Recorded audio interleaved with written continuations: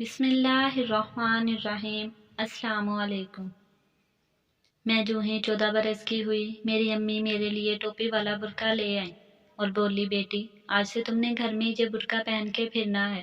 میں لاؤبالی سی بچی تھی، اس لیے امی سے جھگڑ پڑی اور بولی، امی آپ تو خود سر پر دوپٹہ لے کر گھر سے باہر جاتی ہیں، کبھی چادر یا برقع نہیں اوڑھا، تو میں کیوں آپ کی بات مانوں؟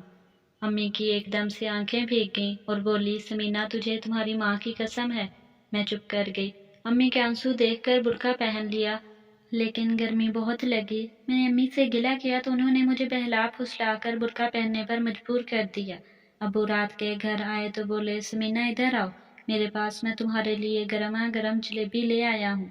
میں جلدی سے اٹھ کر باہر جانے لگی تو امی کی آواز آئی، فرحان سمینہ سو گئی ہے۔ ابو بولے، جاؤ اسے اٹھا کر لے آؤ، اسے جلیبی بہت پسند ہے۔ امی نے پھر بہانہ کیا، بولی، سمینہ کی طبیعت ٹھیک نہیں تھی اس لیے وہ جلدی سو گئی ہے، میں اسے اٹھا نہیں سکتی۔ ابو چپ کر گئے۔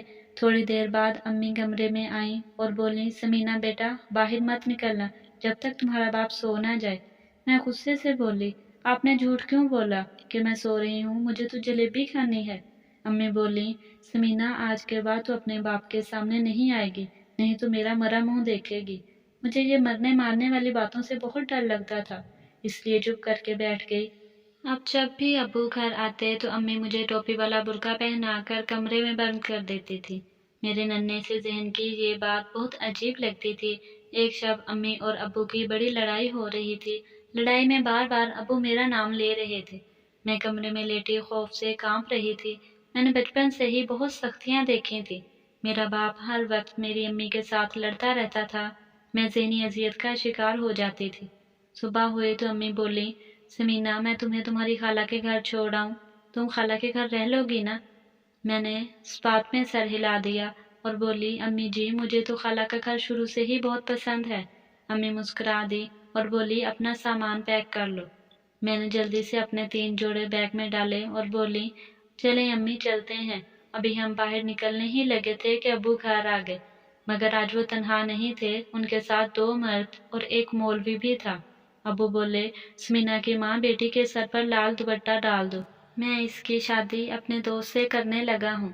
میں نے ابو کے پہلو میں کھڑے ان کے دوست کو دیکھا تو خوف سے کانپنے لگی، وہ تو ابو سے بھی چند برس بڑا تھا۔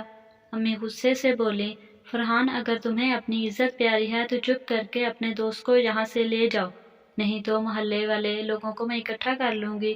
ابو نے آگے بڑھ کر امی کے منہ پر تھپڑ دے مارا اور بولے، میرے آگے زبان چلاتی ہے، کم بخت عورت۔ مولوی صاحب آپ نکاح پڑھانا شروع کریں۔ امی نے ابو کو دھکا دیا اور میرا ہاتھ پکڑ کر مجھے کمرے میں لے گئی اور اندر سے کنڈی لگا لی۔ پھر انہوں نے جلدی سے اپنا موبائل اٹھایا اور پولیس کو فون کر کے بلا لیا۔ میں بے تحاشا خوف زدہ تھی اور رونے لگی۔ میں بولی، کیا بات ہے امی، یہ سب کیا ہو رہا ہے؟ امی نے مجھے گلے لگا لیا اور بولی، بیٹی تمہیں یاد ہوگا نا کہ تمہارا باپ ساری زندگی مجھ سے لڑتا رہا ہے۔ میں نے اس بات میں سر ہلا دیا۔ پھر وہ بولی، تمہارا باپ نشئی ہے اور 1 نمبر کا جواری ہے، اس نے جوئے میں میرا سارا سونا ہار دیا۔ میں نے فقط تمہارے لیے صبر کیا، میں نے سوچا کہ عورت ذات ہے، کل کلا کو جب اس کی شادی کی باری آئے گی تو لوگوں کو کیا جواب دیتی پھروں گی کہ لڑکی کی ماں کو طلاق کیوں ہوئی تھی؟ مگر اب تو تمہارے باپ نے ہر حد پار کر دی ہے، وہ تمہیں بھی جوئے میں ہار آیا ہے۔ میں نے اس سے کہہ دیا ہے کہ میری بیٹی ابھی بہت چھوٹی ہے، اس کی شادی کی عمر نہیں ہے، مگر تم نے بہت قد کاٹ نکال لیا تھا، اس لیے تمہیں گھر میں برقع پہننے کا کہتی تھی۔ تھوڑی دیر تک پولیس آ گئی اور امی نے ابو پر بیٹی کی کم عمری کی شادی اور جوئے کا پرچہ کٹوایا۔ ابو کو پولیس اپنے ساتھ لے گئی تھی۔ امی نے سلائی شروع کر دی اور انہوں نے مجھے خوب پڑھایا لکھایا۔ ابو 10 برس بعد جب جیل سے لوٹے تب میں پولیس میں افسر لگ چکی تھی۔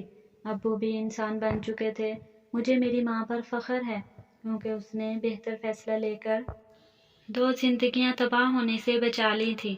اب اگر میری شادی ہو چکی ہوتی تو میں صرف بچے جننے والی مشین اور جواری شوہر کی مار کھانے والی عورت بن چکی ہوتی، لیکن میری ماں کے درست فیصلے نے مجھے میرے قدموں پر کھڑا کر کے مجھے کامیاب کر دیا تھا۔ اگر آپ کو میری یہ کہانی اچھی لگی تو اسے لائک کریں، مزید ایسی دلچسپ ویڈیوز کے لیے اس چینل کو سبسکرائب کریں۔ ملتے ہیں نیکسٹ ویڈیو میں، تب تک کے لیے